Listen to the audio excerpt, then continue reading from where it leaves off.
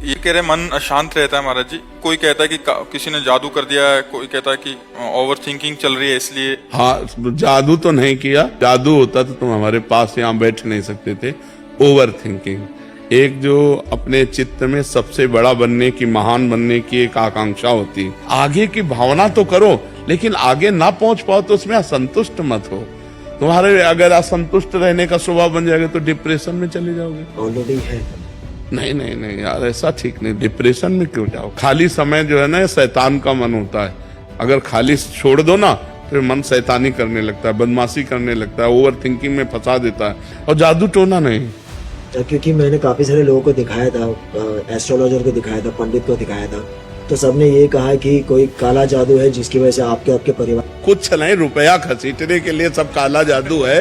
कोई काला जादू नहीं, कोई तमाशा नहीं, कोई भूत प्रेत नहीं, कोई तुम्हारे ऊपर कुछ नहीं किए। हम तुमसे कह रहे, पक्की बात समझ लो। तुम राधा नाम जप करो, सुबह उठ करके 5 भक्तों के नाम ले लिया करो, जो भगत तुम्हें याद आवे।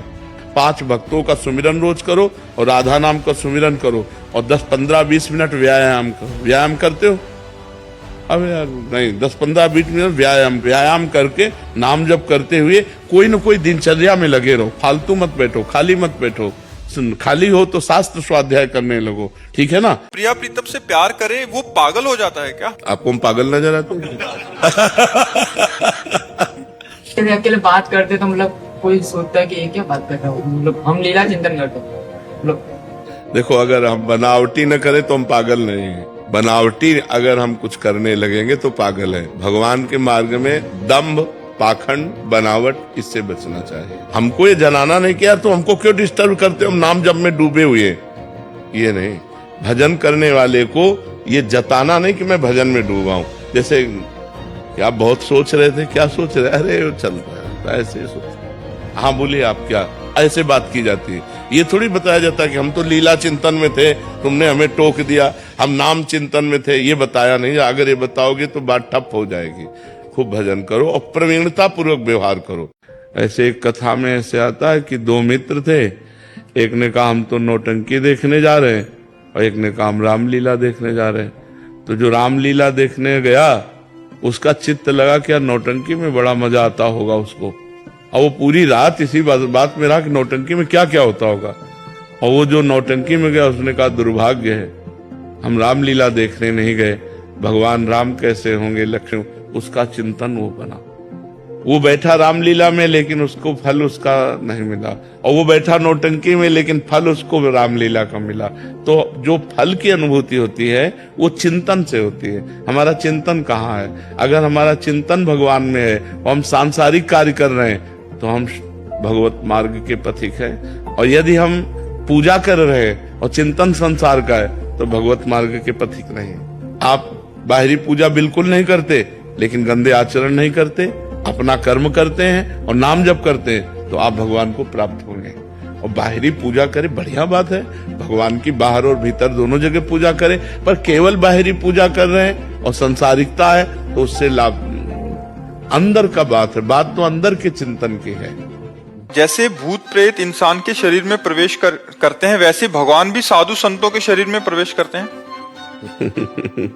पहली बात तो भगवान पहले से बैठे हुए तो प्रवेश क्या करे? वेद कहता है शास्त्र शीर्षा पुरुषा सहस्राक्षा शास्त्रपाद सभूमि ग्वंग सर्वतस्प्रत्वातिष्ठत 10 अंगुलम। 10 अंगुल नाभि से नापो, ऐसे।